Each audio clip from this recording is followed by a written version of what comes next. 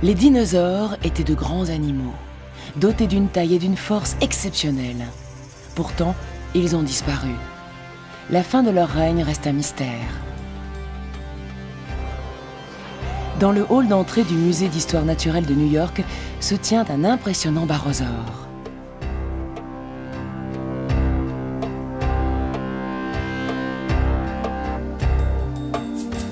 Le barosaure, dont le nom signifie lézard lourd, mesurait 27 mètres de long et 15 mètres de haut, l'équivalent d'un immeuble de 5 étages.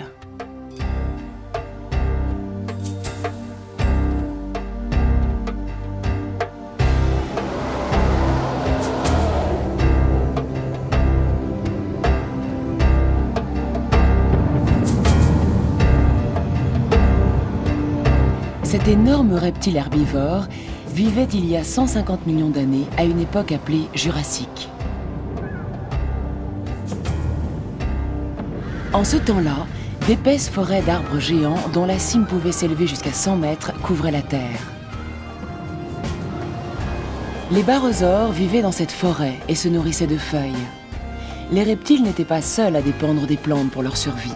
Toute la chaîne alimentaire partait des végétaux.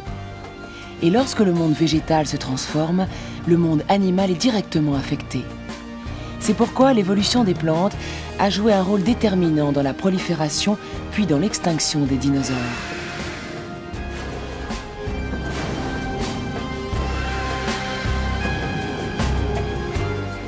Pourquoi les dinosaures ont-ils disparu après avoir régné sur le monde pendant 150 millions d'années ? Les chercheurs explorent une voie nouvelle qui découle de cette simple constatation. L'évolution des dinosaures en taille et en espèces de plus en plus différenciées se produisait alors que simultanément les plantes subissaient elles-mêmes de grands changements. Cette transformation du monde végétal semble être la clé du mystère qui entoure la grandeur et la décadence des dinosaures.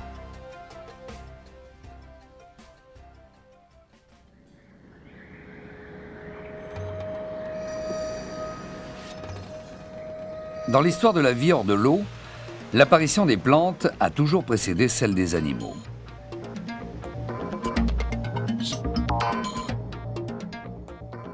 Il y a environ 400 millions d'années, la végétation a commencé à apparaître sur les rivages de la mer originelle.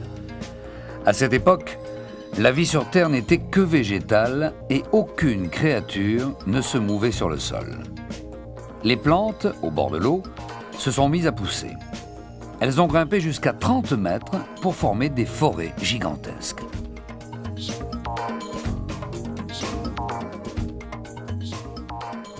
Pendant ce temps, les amphibiens, ancêtres communs des dinosaures et des mammifères comme l'homme, sont sortis de l'eau pour s'enfoncer dans les forêts qui étaient sur la Terre. 50 millions d'années seulement après avoir planté leurs premières racines dans la Terre, les plantes, de plus en plus luxuriantes, avaient créé le décor dans lequel allaient évoluer les premiers animaux.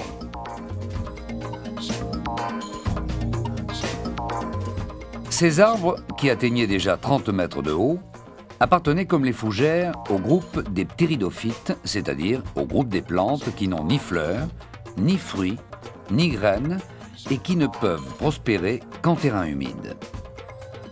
Les ptéridophytes, comme les fougères, se reproduisent grâce à des spores. Pour naître comme pour croître, ces arbres primitifs avaient un besoin vital d'être au bord de l'eau.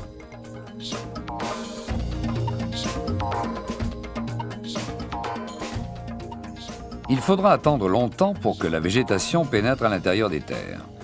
L'endroit où vivaient les animaux était étroitement lié à la présence des plantes confinées aux rivages et aux zones humides.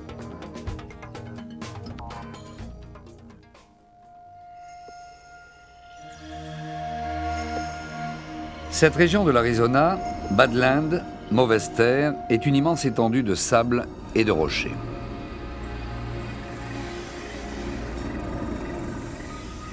On trouve dans cette terre aride les fossiles de végétaux qui poussaient là quand cette terre était riche en eau. Un arbre géant de près de 20 mètres de long, avec un tronc large de 2 mètres, gît comme un témoignage oublié de ces temps révolus. À la différence des ptéridophytes, Cet immense arbre était généré par du pollen et des graines.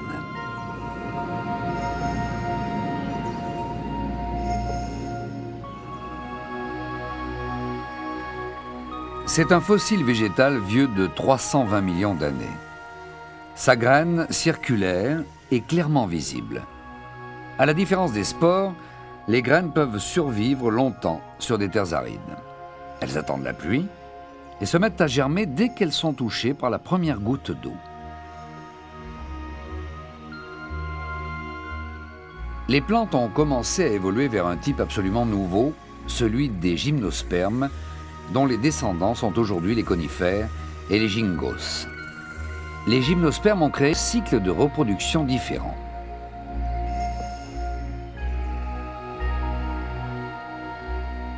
Ils ont inventé la pollinisation par le vent. Au lieu de voyager dans l'eau, leur pollen se répand dans l'air. Et c'est le vent qui transporte le pollen jusqu'aux ovules qu'il féconde.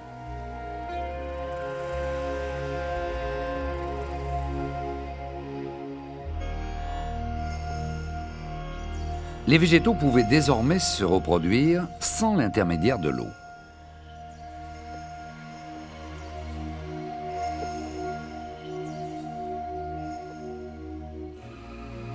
Cette révolution s'est faite il y a 230 millions d'années pendant la période du Trias.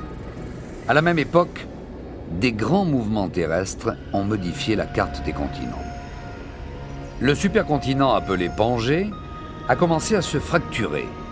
La violente activité volcanique qui agitait alors la Terre a fait monter une importante quantité de gaz carbonique dans l'atmosphère, 4 à 8 fois plus importante qu'aujourd'hui. C'était un environnement idéal pour les plantes qui, par l'action du soleil, assimilent le carbone et rejettent l'oxygène. Cet enrichissement de l'atmosphère en carbone et l'apparition simultanée des gymnospermes résistants à la sécheresse ont permis aux forêts géantes de quitter les rivages pour se répandre sur tout le continent. Après l'apparition des gymnospermes, le continent nord-américain ressemblait probablement à cette forêt californienne de séquoias géants. Les conifères montaient déjà à plus de 100 mètres.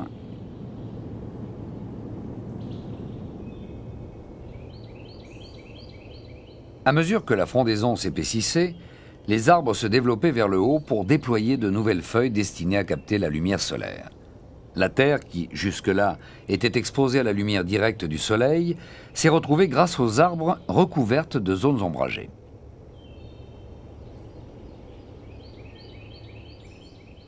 Les arbres géants, profondément enracinés, maintenaient une grande humidité, ce qui permettait aux fougères et aux mousses de pousser sur le sol humide des sous-bois. Les premiers herbivores sont apparus dans ces forêts luxuriantes.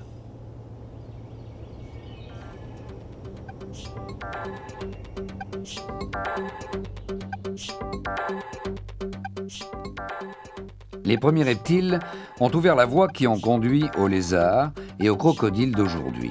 D'autres se sont recouverts de poils et ont acquis des caractères qui annonçaient les mammifères. C'est parmi ces herbivores qu'apparurent les premiers dinosaures.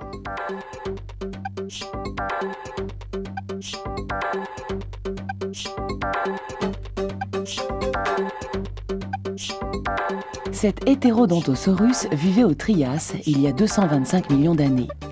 Il ne possède pas les dents aiguës des carnivores et on pense qu'il est apparu parmi les premiers dinosaures qui ne se nourrissaient que de plantes.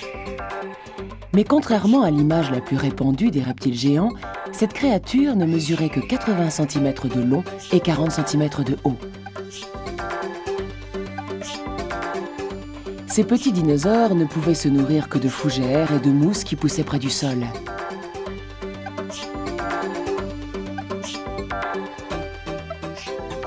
Au-dessus d'eux prospéraient les feuillages denses et épais des arbres géants. C'était un vaste pâturage suspendu qu'aucune créature ne pouvait atteindre.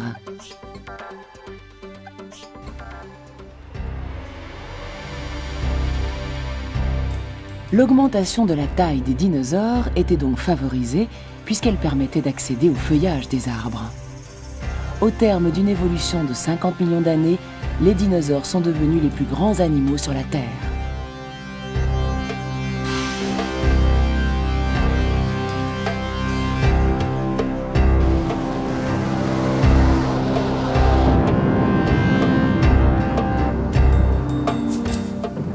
Le règne des dinosaures a donc commencé quand les forêts géantes recouvraient la Terre.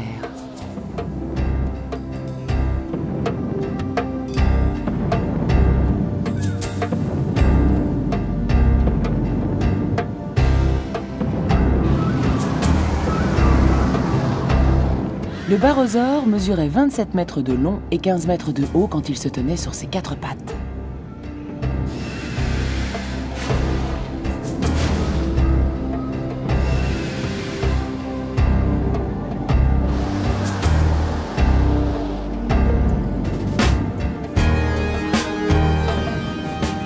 Mais on pense qu'il pouvait se dresser sur ses pattes arrière pour élever sa tête encore plus haut. Les gymnospermes de cette période avaient des feuilles beaucoup plus douces que les conifères d'aujourd'hui. En allongeant leur cou, les barosaures dominaient cette nature jusqu'à ses sommets que ne pouvaient pas atteindre les autres animaux. Ces coups très longs n'ont pu se développer qu'à condition de ne pas avoir une tête trop lourde à supporter.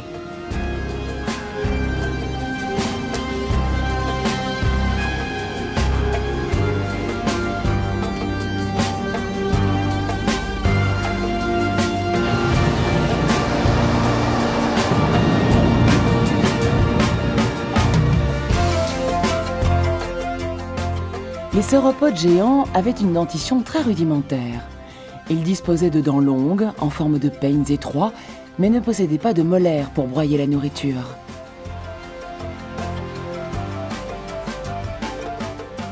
Comparé à leur corps, leur tête disproportionnée était minuscule. Elle n'était pas plus grande que celle d'un cheval actuel. Et sa constitution était telle qu'elle ne leur permettait pas de broyer une nourriture coriace. Le secret qui leur permettait d'alimenter leur énorme organisme avec leur faible dentition était leur estomac.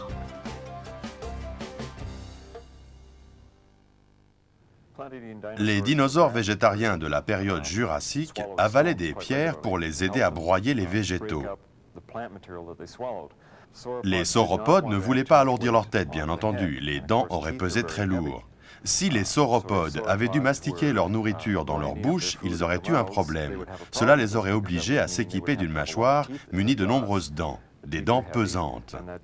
Et cela aurait provoqué un problème d'équilibre avec leur long cou. La solution qu'ils ont trouvée, c'était d'avaler des pierres qui tombaient sûrement dans un gésier, en tout cas dans l'estomac, où les pierres se cognant les unes contre les autres, les aidaient à broyer les végétaux.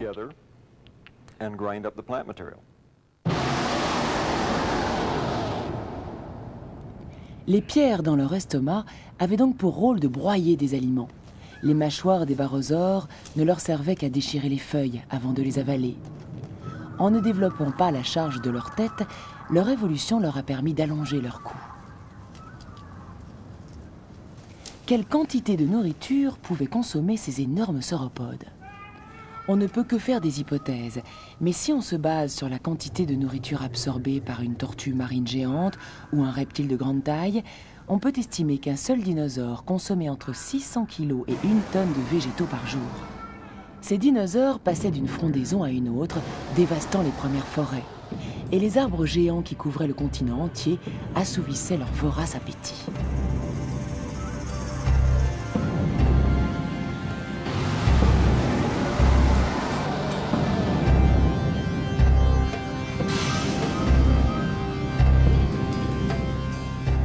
Vers la fin du Jurassique, le Seismosaurus, le Brontosaure, le Diplodocus, le Brachiosaure et plus de 10 variétés de sauropodes géants dominaient le continent nord-américain. En même temps, cette période a vu apparaître et évoluer une grande diversité de dinosaures carnivores qui attaquaient les herbivores. Les forêts d'arbres géants nourrissaient donc directement les espèces végétariennes et indirectement tous les dinosaures carnivores du Jurassique.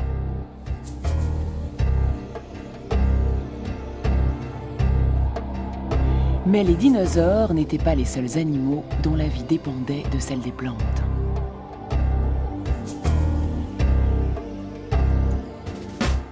De nombreux insectes jouaient également un rôle important dans l'exploitation de la forêt. Les insectes creusaient des trous dans les feuilles pour en sucer la sève et manger les grains de pollen dont dépend la reproduction végétale.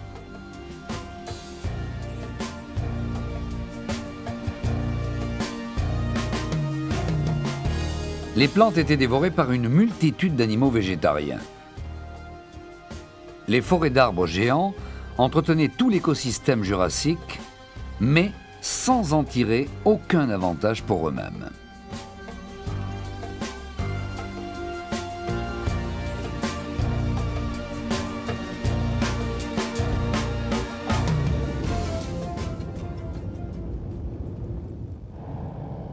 Pourtant, alors même que les dinosaures de plus en plus grands continuaient à régner, les végétaux ont fait un nouveau pas dans leur évolution. Nous sommes à Westwater, dans l'Utah. Les plantes fossiles, d'un type totalement révolutionnaire à l'époque, ont été retrouvées ici en grande quantité.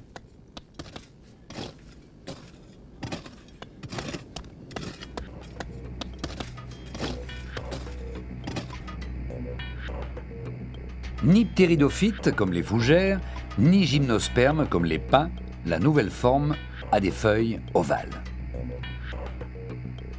Ce nouveau groupe de plantes a réussi une importante percée évolutive qui a bouleversé le monde végétal.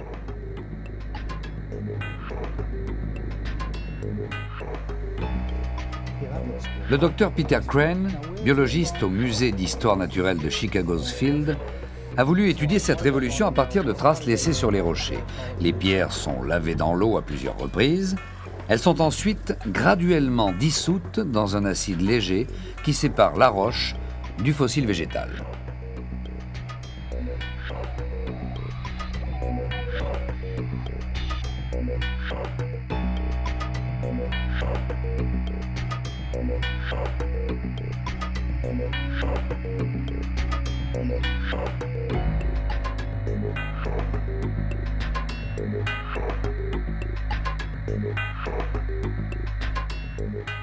Cette plante ne mesure qu'1 millimètre, mais elle a généré une fleur en forme de tulipe. La naissance des plantes à fleurs a été une véritable révolution dans le monde végétal.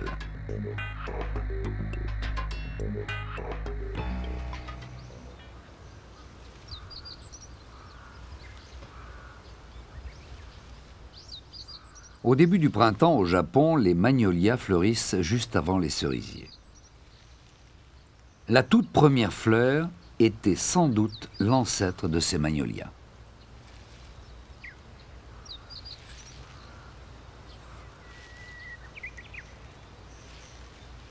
En regardant à l'intérieur de la feuille, on aperçoit un minuscule coléoptère doré qui vient tout juste de naître de sa larve.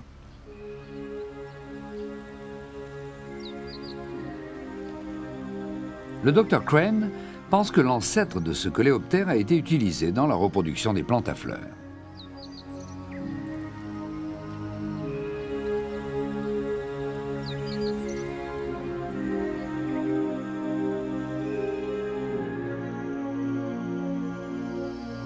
Les grains de pollen de la fleur tombaient sur le sol de la forêt comme de la neige. Ces précieuses promesses de vie étaient la nourriture favorite des insectes comme les coléoptères.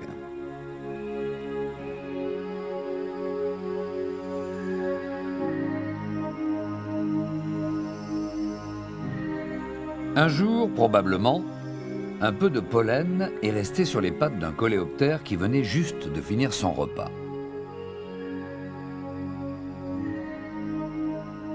C'est ainsi qu'il a été transporté jusqu'à une autre fleur dont la forme et la couleur ont attiré l'insecte en quête de nourriture.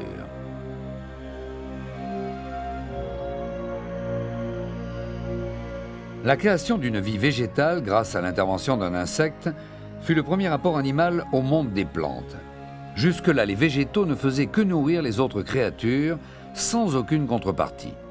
À ce moment précis, une nouvelle stratégie a été mise en place qui a bouleversé le monde des plantes. La forme et la structure des grains de pollen ont évolué pour permettre à une plus grande quantité de pollen de s'accrocher aux insectes. Utiliser les insectes pour le transport des cellules reproductrices était bien plus fiable que de s'en remettre aux caprices du vent.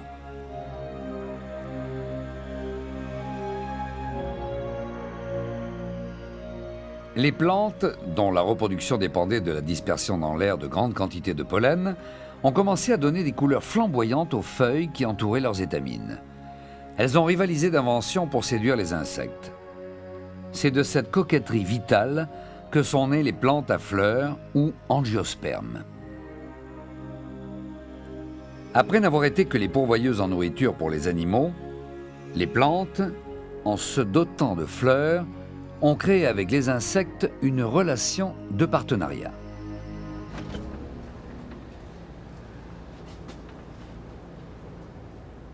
Les plantes à fleurs surgies de cette association s'assuraient un avantage sur les autres types de végétaux. Les angiospermes sont spectaculaires, mais surtout elles réussissent extrêmement bien. À quoi doivent-elles ce grand succès? Il y a plusieurs raisons à cela. La fleur, la transformation biologique de la reproduction, l'interaction avec le monde des insectes sont des raisons importantes de cette réussite. Mais une des raisons est tout simplement la vitesse de leur cycle de reproduction. Les angiospermes poussent plus vite, elles atteignent leur maturité plus rapidement.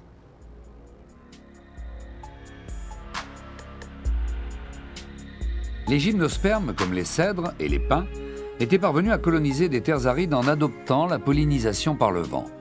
Mais lorsque le pollen atteignait l'ovule, il fallait encore attendre entre 6 mois et 1 an pour que s'achève le processus de reproduction.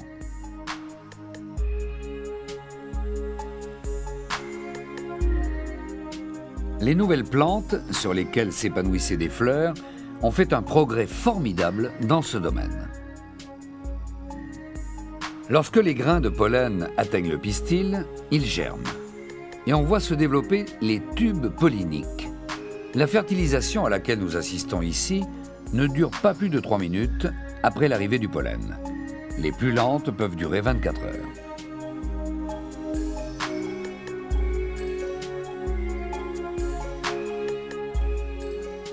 Dans un coin de la forêt géante, habitée par les dinosaures, les plantes à fleurs et les insectes ont évolué ensemble en s'aidant mutuellement.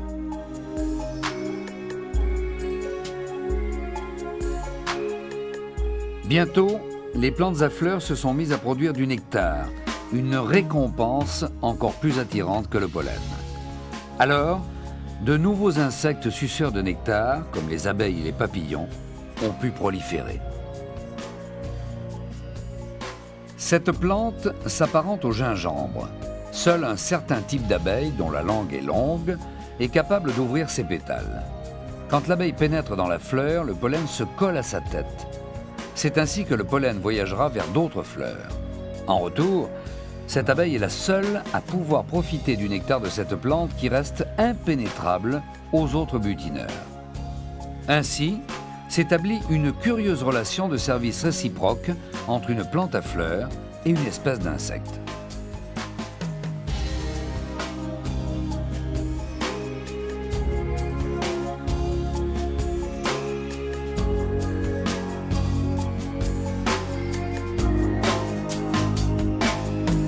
Avec la naissance des plantes à fleurs, les espèces d'insectes se sont multipliées à un taux extraordinaire.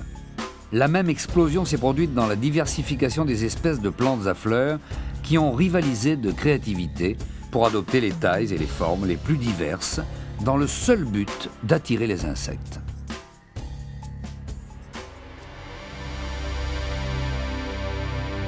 Au début du Crétacé, les plantes à fleurs sont nées sur le continent nord-américain autour de l'équateur.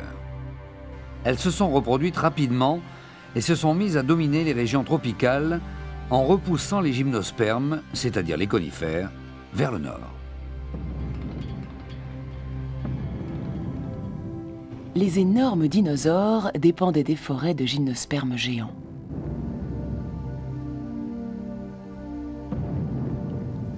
Mais tandis que les plantes à fleurs se multipliaient et se répandaient, les forêts géantes ont commencé à diminuer.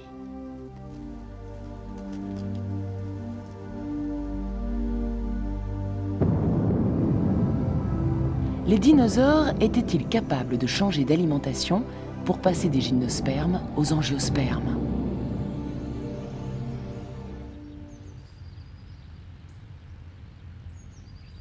Les plantes ne peuvent pas évoluer sans affecter les animaux dont elles sont la nourriture. Le docteur Carl G. Niklas, biologiste de Cornell Université, a étudié la diversification puis le déclin des espèces d'animaux en relation avec l'évolution des plantes. Il a collectionné plus de 18 000 spécimens de végétaux fossiles ramassés dans toutes les régions du monde et couvrant la période qui va de la première apparition des plantes terrestres jusqu'à la fin de l'ère des dinosaures. Ces fossiles de plantes racontent l'aventure de leur arrivée sur Terre, de l'accroissement de leur taille et de leur expansion vers des terres arides. D'autres fossiles racontent l'histoire des animaux qui semblent évoluer sur la piste des plantes. Le docteur Niklas pense que les bouleversements majeurs dans la végétation pouvaient mettre en péril l'existence même des animaux. Les gymnospermes, par leur nature même, poussent plus lentement et prennent plus de temps pour se reproduire. Elles ont sûrement occupé des milieux écologiquement stables.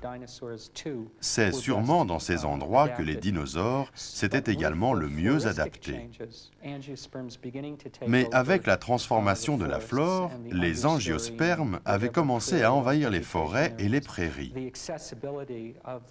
Les dinosaures ont eu du mal à se procurer leur nourriture de base, qui disparaissait petit à petit. La transformation du monde végétal a certainement joué un rôle fondamental dans la disparition des dinosaures.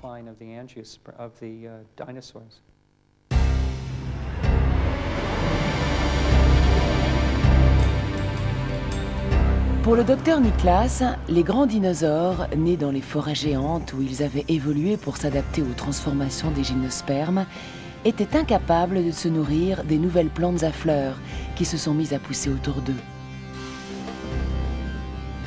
Les forêts géantes, qui étaient leur pâturage, diminuant, les dinosaures dont l'appétit nécessitait d'énormes quantités de feuilles souffrirent probablement d'un manque de nourriture. Le docteur Niklas a constaté que les conifères ont commencé à se munir de feuilles plus résistantes et les dinosaures ont eu beaucoup de difficultés à les arracher avec leurs faibles mâchoires. Le déclin des grands dinosaures a coïncidé avec la régression des forêts géantes.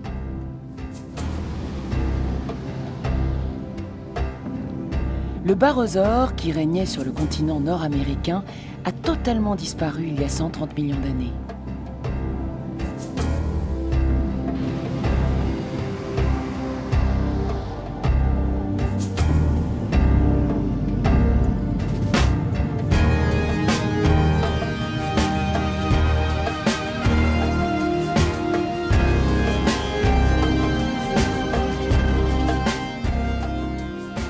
Pendant la période jurassique, il existait plus de 10 espèces de grands dinosaures sur le continent nord-américain.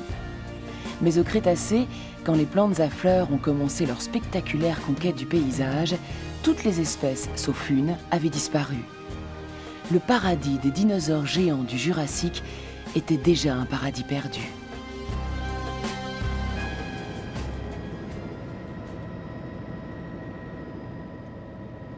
North Slope en Alaska. C'est la région polaire la plus méridionale de l'Amérique du Nord. Enfouie sous la neige 10 mois par an.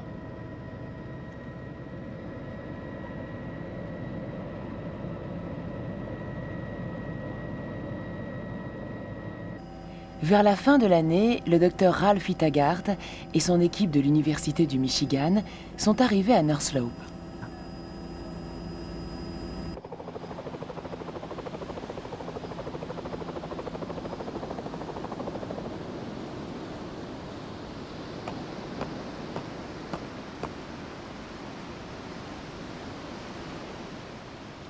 Les sédiments de cette région proviennent de périodes postérieures à la naissance des angiospermes. La température moyenne annuelle qui régnait ici était de l'ordre de 7 degrés. L'hiver était sombre et rude, avec des températures avoisinant 0. Dans cette région froide, on a retrouvé des quantités de dinosaures fossiles. Cette découverte a bouleversé l'idée répandue selon laquelle les dinosaures n'habitaient que des régions chaudes. Le but de la recherche du docteur Taggart est de comprendre pourquoi des dinosaures ont vécu dans un endroit aussi froid.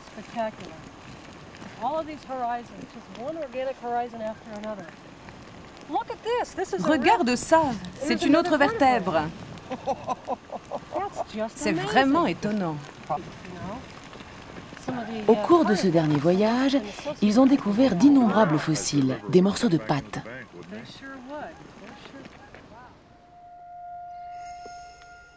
Le dinosaure découvert en Alaska était végétarien. On l'a nommé Edmontosaurus.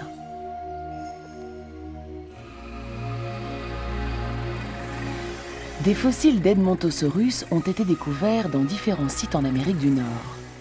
C'est un de ces hadrosaures apparus à peu près au milieu du Crétacé. C'était un nouveau type de dinosaure herbivore qui semblait appelé à remplacer les sauropodes de plus grande taille comme le barosaure.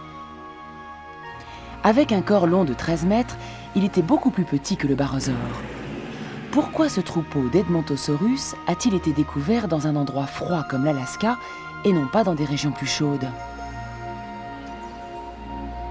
L'attention du docteur Taggart a été attirée par les plantes fossiles trouvées dans la même couche sédimentaire.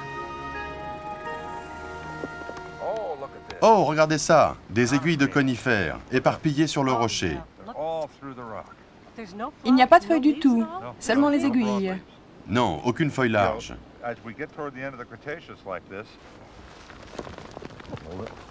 Regarde ces aiguilles, c'est vraiment étonnant. Il y en a des milliers. Il y a dû y avoir de formidables forêts de conifères. Plus de 90% des plantes fossiles découvertes dans ces sédiments étaient des conifères, comme le Metasequoia. En d'autres termes, c'étaient presque toutes des gymnospermes. L'Edmontosaurus se nourrissait donc apparemment de gymnospermes.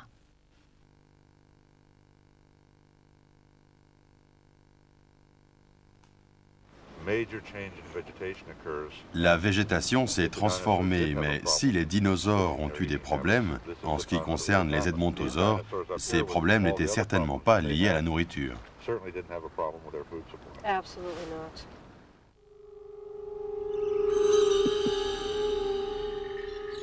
Les angiospermes apparus pendant le Crétacé dans les régions équatoriales chaudes se sont répandus rapidement.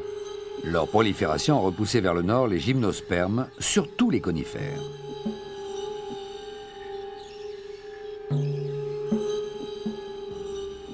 Selon le docteur Taggart, l'Edmontosaurus a renoncé au climat tempéré. Il a émigré vers le nord en quête de conifères.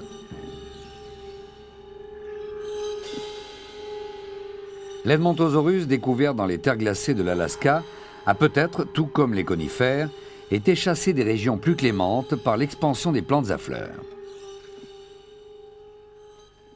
Nous oublions que les mammifères, aujourd'hui, ne se nourrissent pas d'aiguilles de conifères. Mais nous rejetons l'idée répandue selon laquelle les dinosaures, qui mangeaient des conifères depuis des temps reculés, se seraient soudain mis à manger des angiospermes. Il est certes difficile de dire ce que cet animal pouvait manger.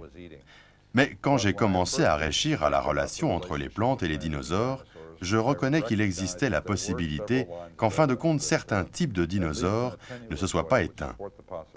L'un des types qui n'aurait pas disparu serait l'hadrosaure, très nombreux au Crétacé. Dans un sens, on peut dire que les dinosaures se sont trouvés piégés en plein milieu d'une révolution biologique, une révolution dans le monde des plantes. Leur disparition découle de cette relation de cause à effet. Nous sommes à Drumheller, dans l'Alberta, au Canada. Dans cet étrange paysage de sable et de rochers, on a découvert des fossiles datant de la fin de l'ère des dinosaures. La rivière du Cerf Rouge qui coule dans cette région est surnommée fleuve du temps parce qu'elle est entourée de sédiments qui datent des 100 derniers millions d'années de l'âge des dinosaures. Dans son cours supérieur, des fossiles de dinosaures herbivores d'un type nouveau ont été découverts.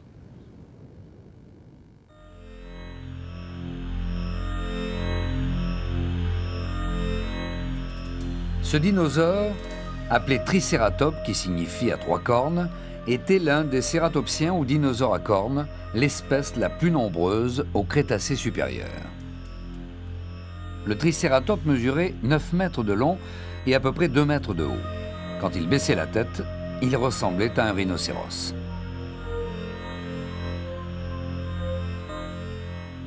Le Tricératops se nourrissait-il de plantes à fleurs?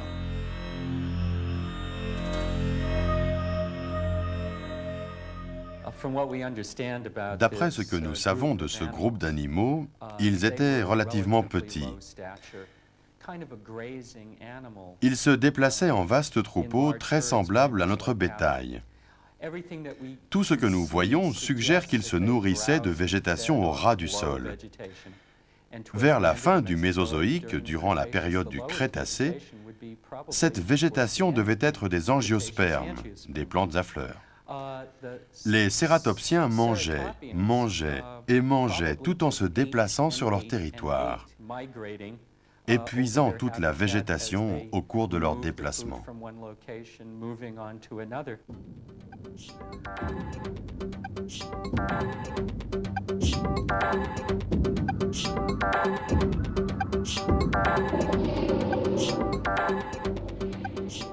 La plupart des fossiles de tricératopes ont été découverts dans les régions plus chaudes où les angiospermes proliféraient. C'est pour cette raison que le tricératope a réussi à s'adapter aux angiospermes.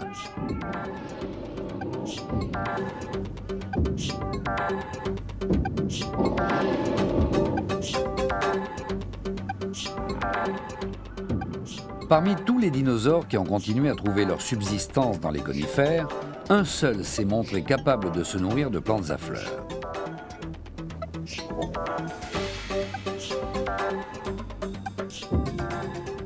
Pendant que les tricératopes prospéraient, les angiospermes avaient commencé à attirer d'autres partenaires que les insectes.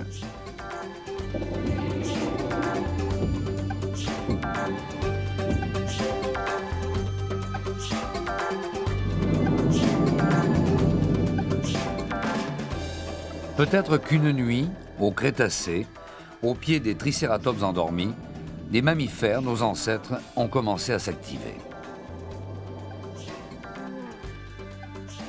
Les premiers mammifères avaient à peu près la taille d'une souris. Nos ancêtres mammifères n'avaient pas le beau rôle dans la grande saga de l'évolution. Ils ne se déplaçaient que la nuit pour éviter d'être mangés par les dinosaures. Jusqu'à cette époque, presque tous les mammifères s'étaient nourris d'insectes. Mais ces petits mammifères allaient devenir les nouveaux partenaires des plantes à fleurs.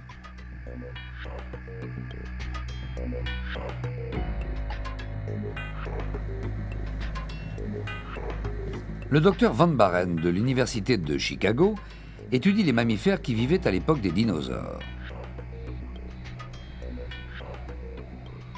Le docteur Baren s'intéresse tout particulièrement aux petites dents de mammifères trouvées dans les fossiles.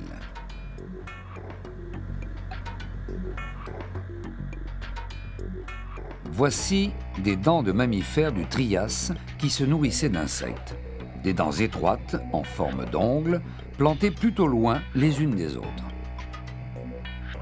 Et voici des dents de mammifères de la fin du Crétacé. Les dents sont devenues plus courtes, elles poussent plus près les unes des autres.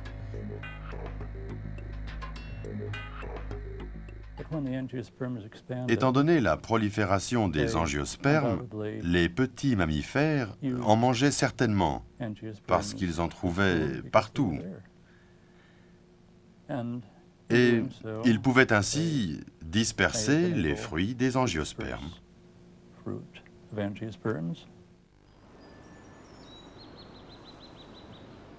C'est le début de l'été sur la péninsule de Noke à Hokkaido, l'île la plus méridionale du Japon. Les buissons d'églantiers sont en pleine floraison. Le fruit commence à se former à partir de la fleur. L'églantier est lui aussi une plante du groupe des angiospermes. Les angiospermes avaient adopté une méthode efficace pour produire leurs graines en s'associant aux insectes. Elles ont continué dans cette voie. Elles ont attiré ceux qui allaient transporter ces graines en leur offrant une nouvelle récompense, un fruit délicieux.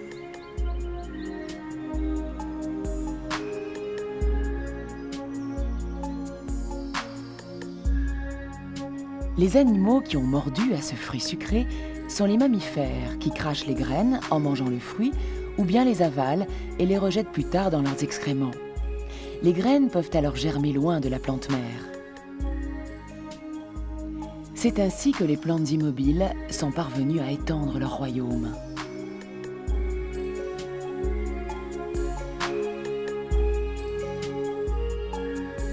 Le fruit était un excellent aliment pour les mammifères. Il leur apportait des éléments nutritifs sans les obliger à dépenser autant d'énergie que lorsqu'ils chassaient les insectes.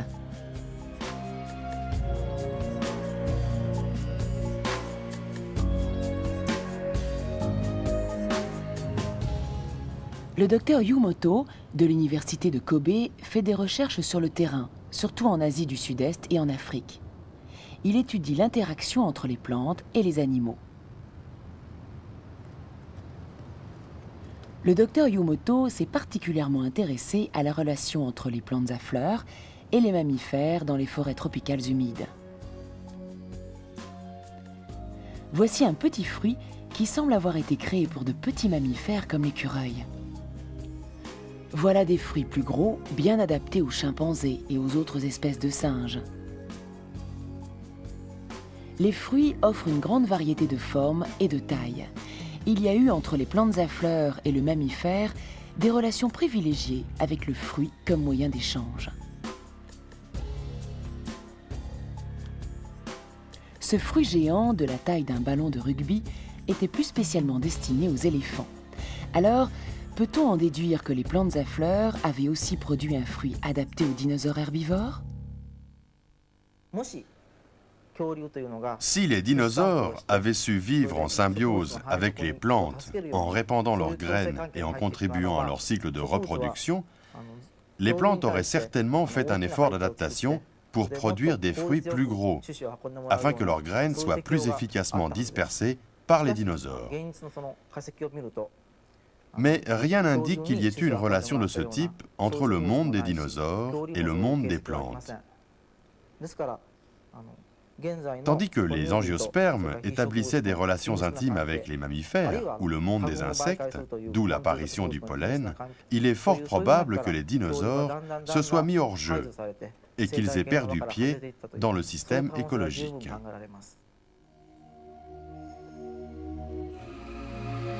Le tricératops, qui mangeait et assimilait tout sans rien laisser, ne faisait sans doute rien d'autre que de détruire les plantes. Pendant ce temps, les mammifères établissaient avec elles une étroite relation symbiotique dont les deux partenaires tiraient bénéfice. Le fleuve du temps raconte le destin du tricératops, qui ne pouvait continuer à piller les plantes sans lui donner aucune contrepartie.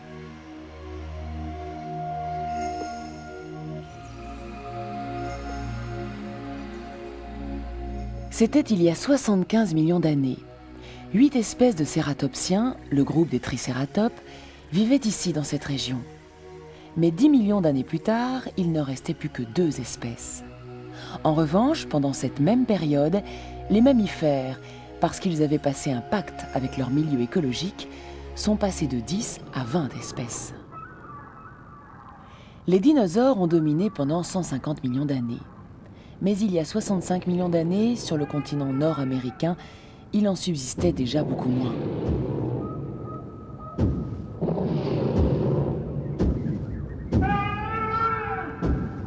À la même époque, une catastrophe cosmique leur a peut-être porté le coup fatal.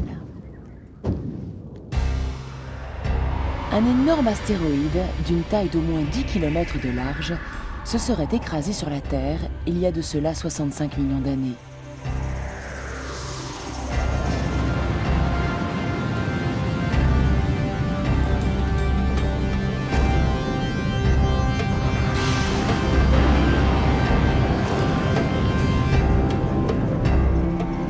L'impact a soulevé un terrible nuage de poussière qui est monté dans la stratosphère et qui a enveloppé la planète tout entière.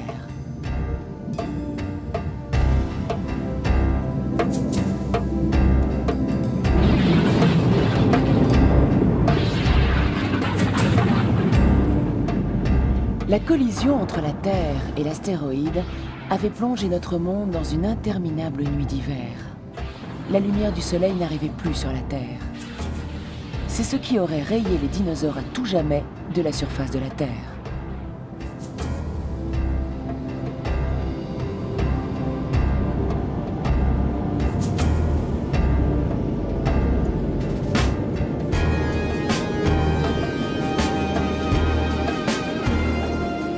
Nos ancêtres mammifères, qui étaient petits, ont réussi à traverser cette ère de ténèbres.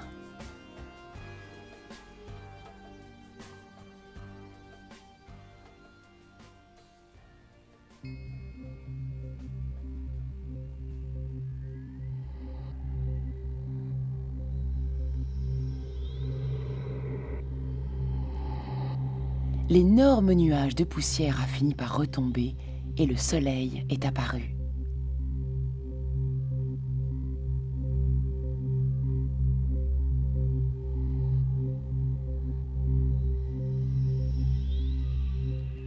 Les mammifères avaient survécu.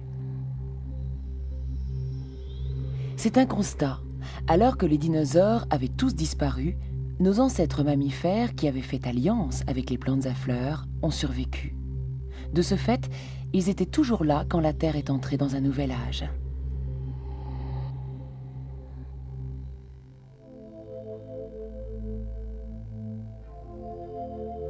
Après la disparition des dinosaures, les mammifères se sont mis à évoluer très rapidement.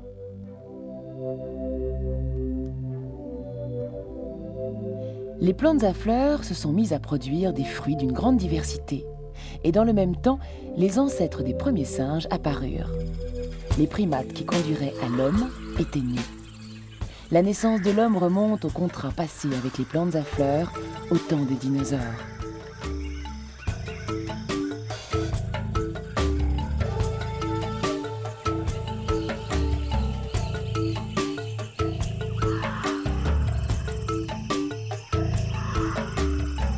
Mais on ne sait pas tout sur la disparition des dinosaures. Les fossiles trouvés en Amérique du Nord prouvent bien que les plantes à fleurs, les insectes et les mammifères, parce qu'ils vivaient en harmonie, ont prospéré alors que les dinosaures avides se sont éteints. Il se peut que les dinosaures n'aient pas réussi à trouver leur place dans le nouvel équilibre écologique créé par le partenariat des plantes à fleurs avec les mammifères et les insectes.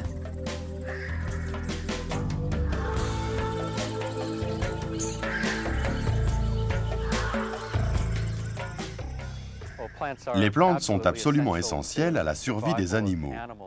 Tous les animaux, directement ou indirectement, se nourrissent de plantes. Ainsi donc, les plantes sont la fondation même de la chaîne alimentaire. D'autre part, les plantes recyclent l'atmosphère par processus biochimiques. Elles assimilent le gaz carbonique et rejettent l'oxygène que les animaux respirent. Sans les plantes, la vie sur Terre telle que nous la connaissons n'existerait pas.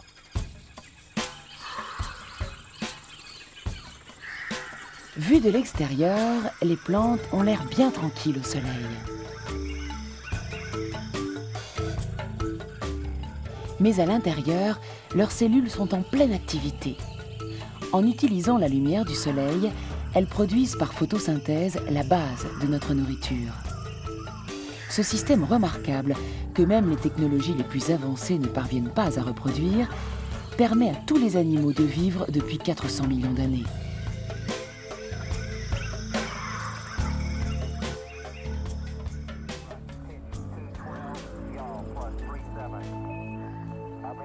Le devenir des mammifères a toujours été étroitement dépendant de l'évolution des plantes.